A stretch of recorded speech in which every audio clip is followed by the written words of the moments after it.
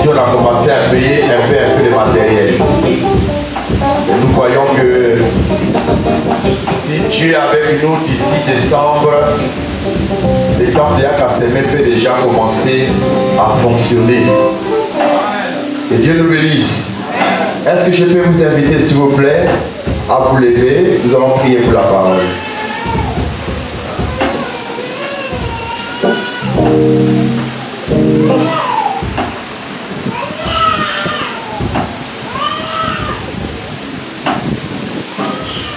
Alléluia, avant la prière, j'ai oublié un point très essentiel. Il y aura une grande surprise. Tellement qu'on voulait mettre ça comme surprise, on n'a pas voulu vous le signifier. Mais il est important pour que vous attendiez du moins. Il y a une surprise, il y a un chant pas le moindre qui arrive. Il est en route pour vous, pour ce moment. Un chant, je ne dis pas un chant en herbe, un chant qui a l'onction de Dieu, il arrive. Et vous-même, vous allez constater cette surprise. Donc, on dit surprise. Donc, quand vous allez voir. Il arrive maintenant ou bien? Attends.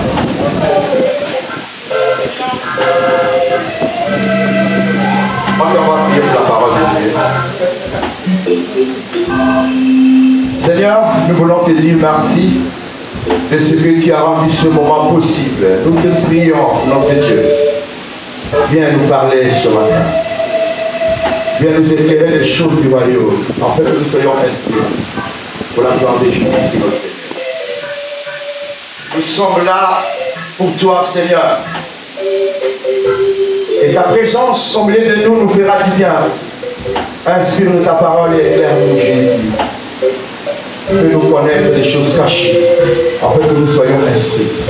Je bénis, Seigneur, tes serviteurs, tes servantes qui sont là. Je bénis, Seigneur, la communauté Fana tout entière.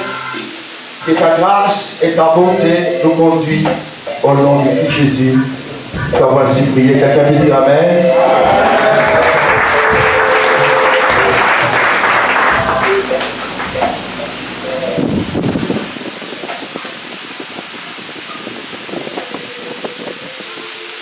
Gloire à Jésus.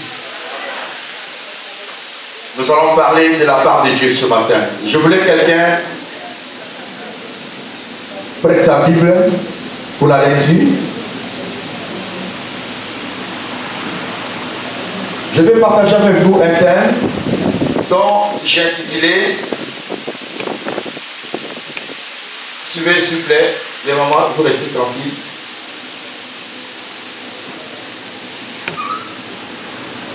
Ok. Je voulais parler d'un thème très important, les ministères divins, c'est un don céleste.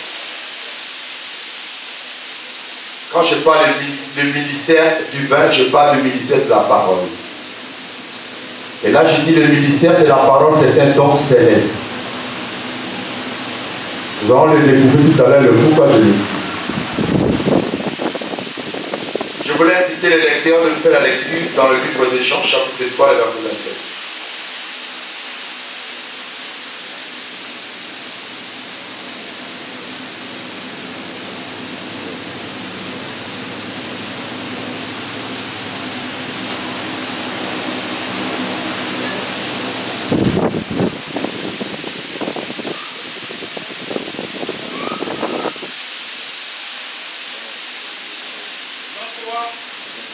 Verset 27, 26 à 27. Je fais la lecture de la parole de Dieu. Jean 3, 26, 27. Il vint trouver Jean et lui dit, Rabbi, celui qui était avec toi au-delà du Jourdain, et à qui tu as rendu témoignage, voici, il baptise, et tous vont à lui. Jean répondit, un homme ne peut recevoir que ce qui lui a été donné du ciel. Tu peux reprendre le verset 27, s'il vous plaît. Je reprends le verset 27. Jean répondit, un homme ne peut recevoir que ce qui lui a été donné du ciel. Que le Seigneur bénisse sa parole. Nous avons ici le prophète Jean. Il fut le précurseur de Christ. Il a été mandaté pour préparer la première venue de Jésus. Et selon les Écritures, c'est Jean-Baptiste qui a baptisé Jésus. Et quand Jean baptisait Jésus, Jean avait aussi ses disciples. Ils étaient présents, ils observaient. Et c'est Jean qui a rendu témoignage de Jésus. En disant, voici l'agneau de Dieu qui ôte les péchés du monde. Mais les disciples de Jean étaient dans l'étonnement de voir que Jésus, lui aussi à son tour, il a commencé à enseigner et baptiser. La Bible nous dit que toutefois, ce n'était pas Jésus qui baptisait, mais c'était ses disciples qui baptisaient. Et cela a créé un choc dans le cœur des disciples de Jean. Ils ont dit à Jean, Seigneur, Maître, à l'hébreu, Rabbi, voici la personne que tu as rendu témoignage. La personne que tu as baptisée. Lui aussi, il a commencé à baptiser. C'est-à-dire, il voulait dire à Jean que cet homme-là, c'est ton disciple. Pas c'est toi qui l'as baptisé. Il n'a pas le droit de s'élever de lui-même et aller commencer aussi à baptiser. Et voilà maintenant, tout vont à lui. Ça dit, Jésus est venu dépeupler les ministères de Jean. Depuis qu'il a commencé à exercer, l'église déjà a commencé à sécher. Et les gens commencent maintenant à suivre Jésus. Donc, les disciples de Jean, ils se sont plaints auprès de leur maître en disant, tout vont à lui. Tu dis quoi? Alors Jean apporte une révélation extraordinaire. Il dit, un homme ne peut recevoir que ce qui lui a été donné depuis le ciel. Quelqu'un comprend? C'est-à-dire qu'ici, Jean est en train de rentrer dans les eaux profondes. Peut-être que ses disciples ne comprennent pas. Et c'est comme ça que Jésus a posé la question aux pharisiens, aux esprits. Le baptême de Jean venait-il des hommes ou de Dieu? Ils ont pensé, bon, si on répond que ça venait de Dieu, ils vont dire, mais pourquoi on n'avait pas cru en lui? Si on dit aussi que ça venait des hommes, ils vont nous lapider. C'est-à-dire ici, je suis en train de démontrer que le ministère que nous faisons sur la terre ne vient pas de ce monde. Un homme ne peut pas s'élever de lui-même pour s'autoproclamer homme de Dieu. Non. Le ministère, c'est un don céleste. Le ministère, ça vient du ciel. Ça ne commence pas ici. C'est tout un mystère, frère. Le monde et l'église, c'est l'eau avec de l'huile.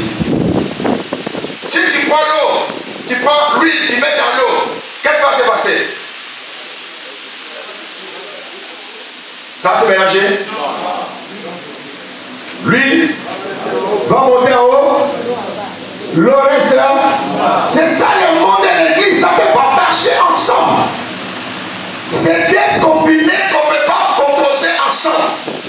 Ça ne peut pas marcher ensemble, ça ne peut pas vivre ensemble. Le monde ne peut jamais faire de toi un pasteur. Le monde ne peut jamais faire de toi un évangéliste.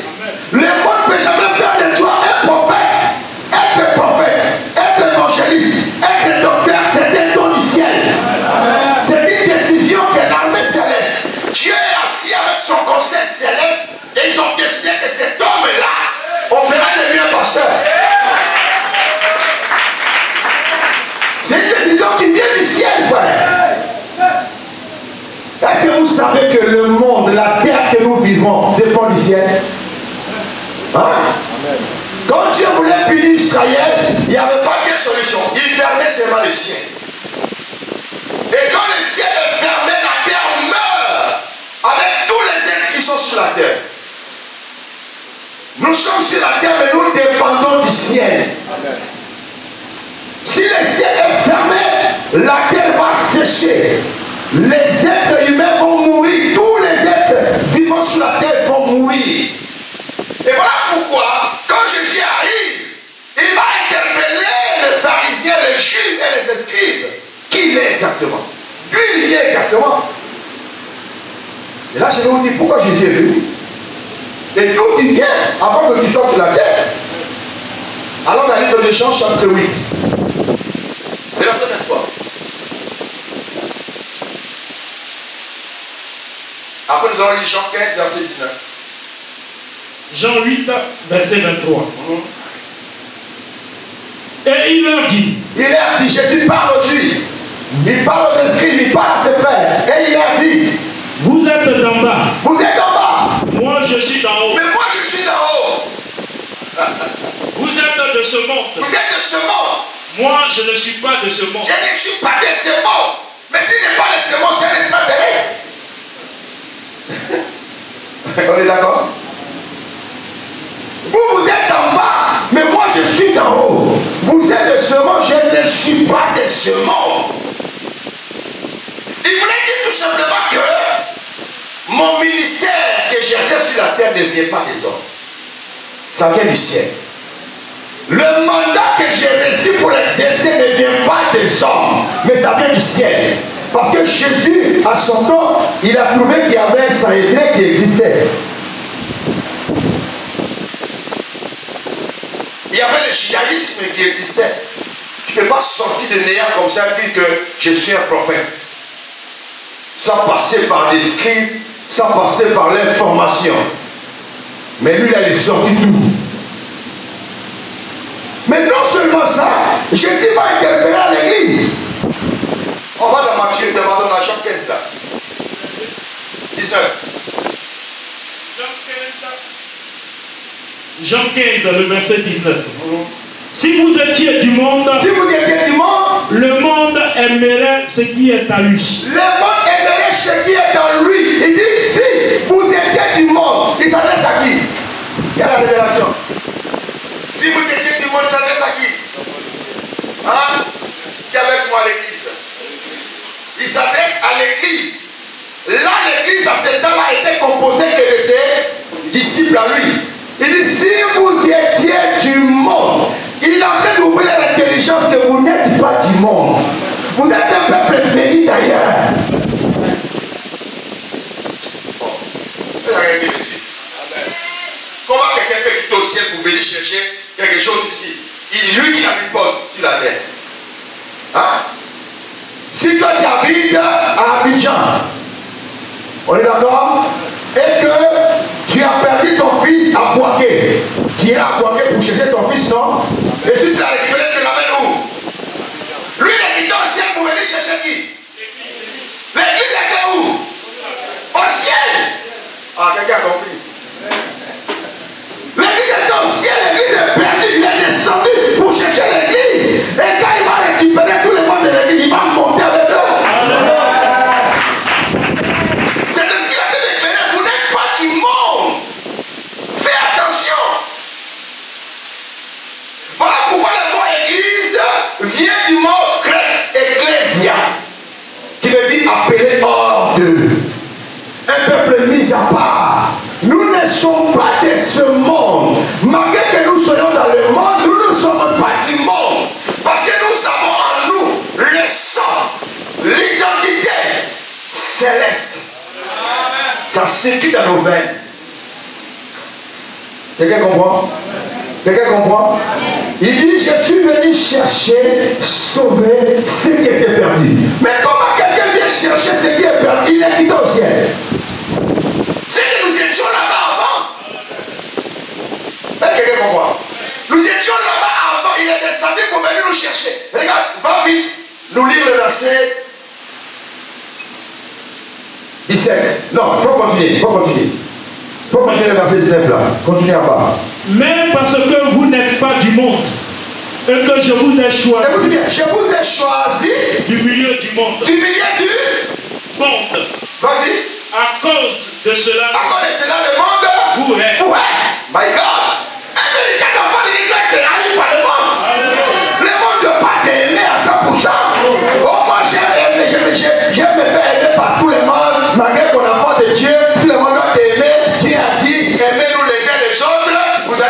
aimer entre vous, les enfants du ciel. Vous allez vous aimer entre vous, les enfants du royaume. Mais ceux qui ne sont pas du royaume, ils ne peuvent jamais t'aimer. Est-ce que quelqu'un comprend? Et dit, je suis venu chercher du milieu du monde ce qui lui appartient. Hein? Je vais te dire quelque chose. Il y a quelque chose qui a marqué ma vie. Quand j'étais encore chez mes parents, à ce moment-là, mes parents venaient de construire la maison. Et puis, les parcelles n'étaient pas clôturées. Alors, mon papa élevait des poulets, des canards. Alors, lui, les poulets de voisins se promenaient tous ensemble. Mais le soir, en tout cas, les poulets bien éduqués rentraient chez eux à la maison. Quelqu'un me dit? Amen. Et arrivé un moment, ça commençait à créer un petit problème. Tu vois, le voisin vient dans notre cour. Quand je suis venu chercher mes poulets, ils étaient 9, ils sont devenus 7. Donc, je suis venu voir si mes poulets étaient chez vous. Alors, il y avait trop de problèmes. Mon père dit, bon, comme il y a trop de problèmes, moi, pour éviter tous ces nyamanyama-là, je vais marquer mes poulets. Il a pris la petite fête, il a soulevé les ailes, il a fait péter. Tous ces poulets, il a marqué. Ça dit qu'un poulet marche là, tu ne vois pas, hein? Mais il faut soulever les ailes comme ça. Là, tu vas voir que non, les poulets marqués et la petite verte. Et la petite verte appartient à quel monsieur? Oh, est-ce qu'il y a un enfant de Dieu?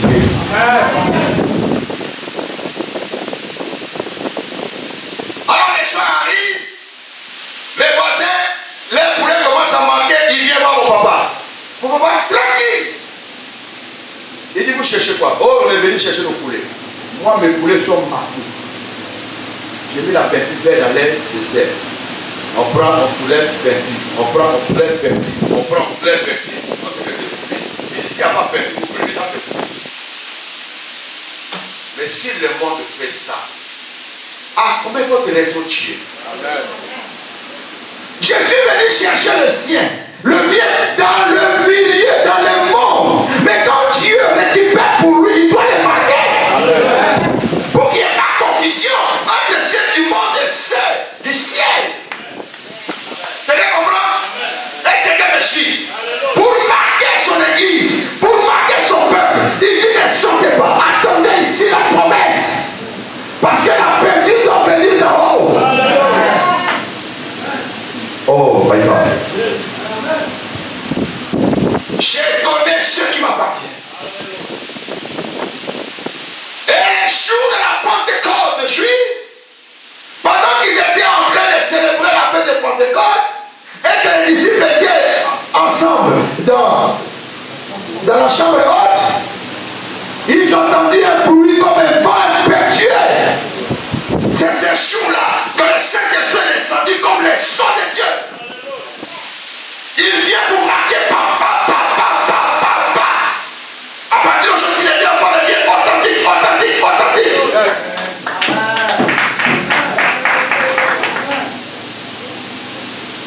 Quelqu'un comprend?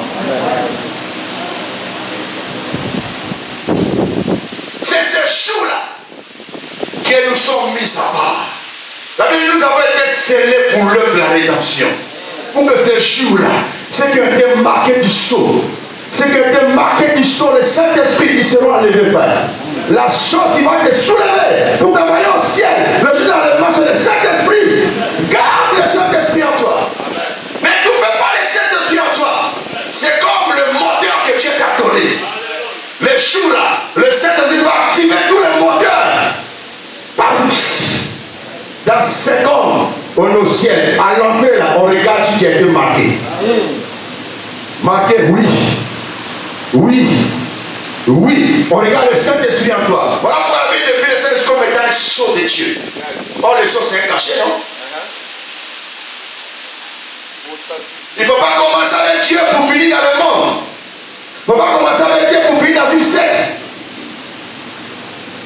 Oui, ils ont transformé le Saint-Esprit en un oiseau, Saint-Esprit en l'eau, Saint-Esprit en bougie, Saint-Esprit en poudre ensemble. dit Saint-Esprit, on sent que c'est esprit. C'est quelque chose qu'on ne voit pas. Amen. Quelqu'un comprend? Amen. Lis le verset 14, Jean 17, verset 14.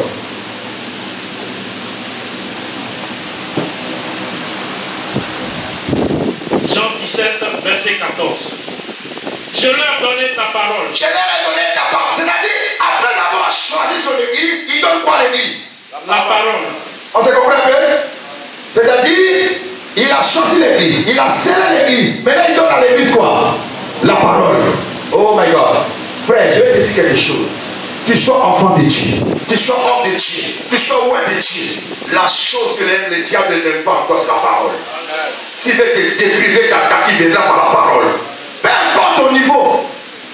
Il ne faut jamais dire que moi, je suis un homme de Dieu. Je suis assis dans la parole. C'est faux. Si tu es assis dans la parole, garde la parole que tu as reçue. Si tu vois quelqu'un vient t'enseigner un enseignement que tu n'as pas reçu, vois ton pasteur rapidement. Il ne faut pas rester dans ton coin. Moi, je reste là. Ils vont voir. Là, je les vois, ils sont diables. Parce qu'ils n'ont pas entendu ce que moi j'ai entendu. Viens voir ton pasteur. Il va t'expliquer ce que tu as entendu là-bas. C'est pas ça. On se comprend? Si elle avait osé de venir voir là-dedans, voilà ce que le serpent m'a dit. Toi-même, il faut lui répondre. Je crois qu'on n'a pas arrivé là. Elle a pris le débat. Dieu a-t-il réellement. Le diable attaque par la parole. Dieu a-t-il réellement dit? Il mélange maintenant. Vous ne mangerez pas de tous les arbres du jardin. Et tu n'as pas la parole. Tais-toi. Lève pas les pieds. Dans ton foyer, ta femme doit pas prendre l'autorité sur toi. Il faut réfléchir ça. Hein? Les hommes heureux? Non, je n'entends pas. Les hommes heureux? Je n'entends pas. Les hommes heureux? Je ne permets pas à la femme de prendre l'autorité sur l'homme. C'est comme ça, ça doit être. C'est un commandement du Seigneur. Paul dit cela ne vient pas de moi, mais c'est un commandement. Que celui qui croit être inspiré ou prophète, il sait que chacun de vous est c'est un commandement du Seigneur. Il ne faut pas être le contraire. C'est la femme qui doit être soumise à l'homme. Ce n'est pas l'homme qui doit être soumis à sa femme. Oui, maman, je viens. Là, les anciennes dames, les dames qui préparent, d'accord. Quand le gars qui parle, tu fais ça par amour. Elle sait qu'elle te commande. Tu as vu de laver la fais la table, on va manger. Tu fais la table. Où tu vas sentir maintenant que ce n'est plus par amour là. Pendant qu'elle dort là. José, maman, tu as déjà lavé l'assiette? Oh, pas encore. Ah, mais tu fais quoi là? Fais-moi l'ordinateur, allez, va laver les assiettes. Ah, là tu vas sentir que les choses ont changé il y a longtemps avec tout ça.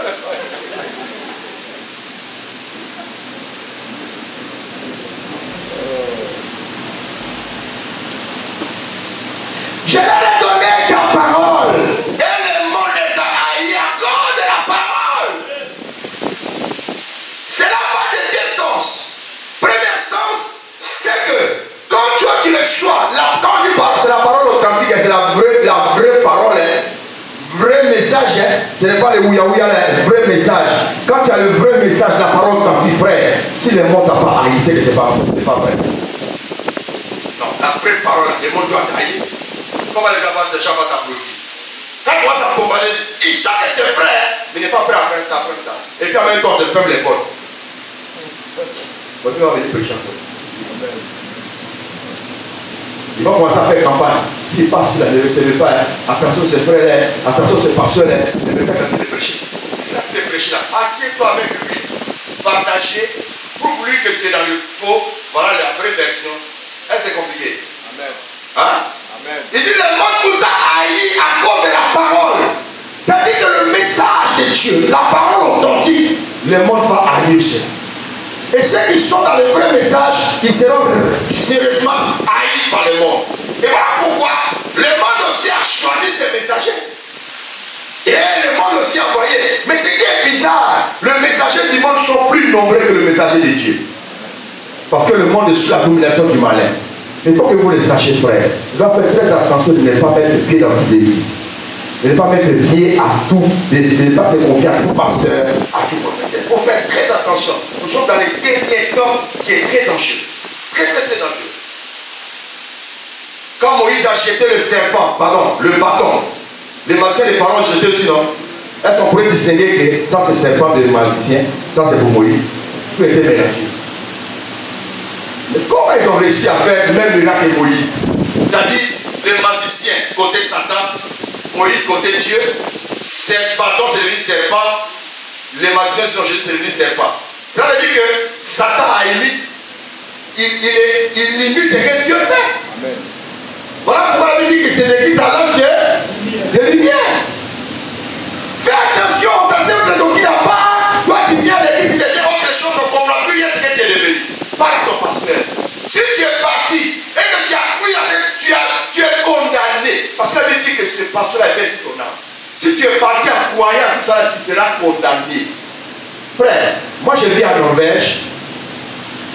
Un membre d'une église qui quitte l'église pour aller s'intégrer dans l'église. Parce que là-bas, les pasteurs sont libérés par l'État. Les églises qui sont connues officiellement, ils reçoivent la part de Dieu chaque fin du mois. Donc chaque fidèle donne, depuis son salaire, on coupe. Moi j'ai appris ça aux États-Unis, mais en Norvège, ça c'est tout. On coupe ton salaire déjà, on vit ça déjà dans les comptes de l'église. Dans la part de Dieu, on vit ça dans les comptes de l'église. Le pasteur vient, il récupère. Donc le mois, il sait que tel frère, telle soeur, fin du mois, le montant de leur part, ça fait tel montant. C'est déjà connu, c'est calculé. Maintenant, si toi tu quittes l'église, tu vas écrire notre église. Le pasteur a le droit de porter plainte contre l'autre pasteur. Et l'État va obliger aux membres de retourner. Si le membre persiste et qu'il s'appelle, sa part, le pasteur ne recevra pas sa part, c'est l'autre qui va tout recevoir. Ça, c'est le monde qui fait ça. Dieu même. Dieu t'a confié un pasteur qui chante des gars parce que l'autre t'a parlé autre chose. Il n'est même pas venu voir ton pasteur pour échanger à même temps que tu es parti là-bas. Ce qui va t'arriver là-bas, tu es responsable numéro 1. Parce que les diables commencent à sucrer à part à la porte. Quand tu vas arriver quelqu'un, boum, le diable va dire.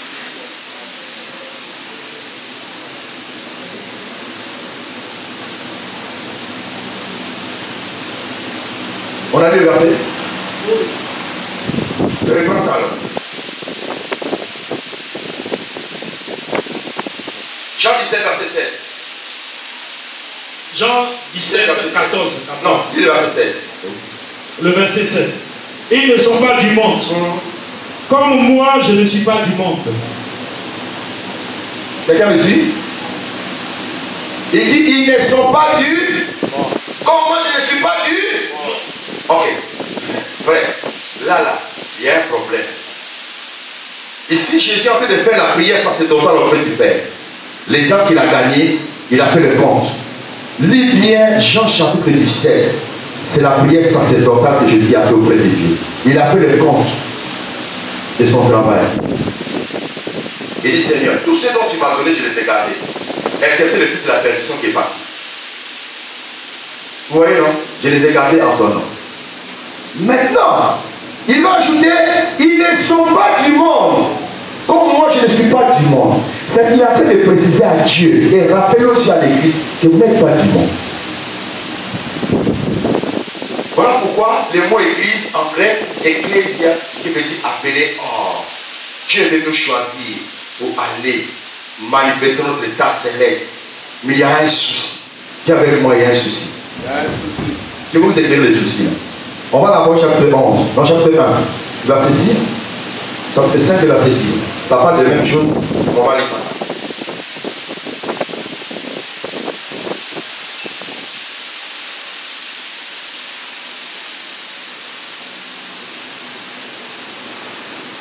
Apocalypse 11, 6. Ils ont le pouvoir de fermer le ciel. Apocalypse 1, verset 6. Apocalypse 1, le verset 6. Après 5, verset 10. Et qui a fait de nous un royaume. Il a fait de nous un royaume. Virgule. Des sacrificateurs. Des sacrificateurs. Pour Dieu son Père. Je veux que tu reprennes ça pour quelqu'un. On a dit, on dirait quelqu'un n'a pas compris. Et qui a fait de nous. On va commencer au verset 5. Et de la part de Jésus-Christ, le témoin fidèle, le premier-né des morts et le prince des rois de la terre, à celui qui nous aime, qui nous a délivrés de nos péchés par son sang, et qui a fait de nous un royaume. Il a fait de nous un royaume. Les deux frères, venez un peu. C'est-à-dire que Christ arrive. Arrêtez-vous là, arrêtez-vous là. Voilà. La Bible dit que le Christ Jésus a fait de nous un royaume. Voilà, le royaume c'est l'église. Il a fait l'église, il a fait un royaume. Or, le royaume par définition, c'est un état gouverné par un roi. Ça, c'est compris. C'est-à-dire, dès le moment où il a pris l'église, il a fait un royaume, l'église a fait quoi? Ça veut dire quoi? Un état gouverné par qui? Qui est le roi qui gouverne l'état? C'est Jésus. On se comprend? Merci. Trouvez-moi bien maintenant ici. L'église, c'est un état. Mais un état céleste. Gouverné par Jésus. On doit faire très attention. Dès le moment où nous sommes un état. Voilà pourquoi l'apôtre Paul éclaire encore une fois pour dire Dieu l'a choisi comme l'ambassadeur de l'évangile. Or, un ambassadeur, c'est celui qui représente un état dans un état à l'étranger. Est-ce qu'on se comprend? C'est-à-dire, nous l'église, nous sommes un état. Nous représentons notre état céleste sur l'état terrestre. On se comprend un peu? Maintenant, état spirituel ou céleste, quel est notre drapeau? Vous savez que chaque état a son drapeau, non? Est-ce que quelqu'un dit? Amen. Chaque état a son drapeau. Et chaque drapeau représente un état. Est-ce qu'on se comprend un peu? Amen. Si tu as brûlé le drapeau de la Côte d'Ivoire, c'est comme si tu as brûlé l'état de la Côte d'Ivoire. En tout cas, tu seras poursuivi. On est d'accord? Ok, suivez-moi maintenant. Si réellement que l'église est un état céleste, un royaume où Dieu règne, que font les drapeaux de ce monde dans nos églises?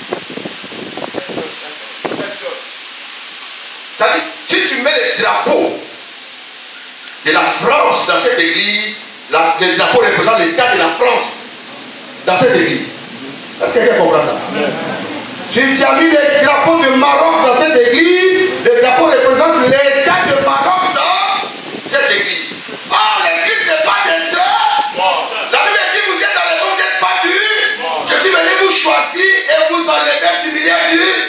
Quel fait le drapeau de l'état du monde dans les églises? Nous, notre royaume est spirituel. L'église de Christ, voilà pourquoi nous parlons de l'église, corps de Christ. Frère, on doit respecter la présence de Dieu. Le drapeau du monde est rempli de symboles maçonniques, des symboles sataniques. Frère, il faut utiliser les drapeaux. Les drapeaux d'Israël, l'étoile qu'ils ont mis là, ça c'est l'étoile maçonnique. Je suis désolé pour les pasteurs qui mettent les drapeaux d'Israël dans les temples. Parce que l'Israël est dominé par la cabale juive. Frère, ouvre tes yeux, toi qui vas à Israël. Aujourd'hui, on fait même des voyages gratuits pour ceux qui veulent partir d'Israël. C'est pour initier les pasteurs.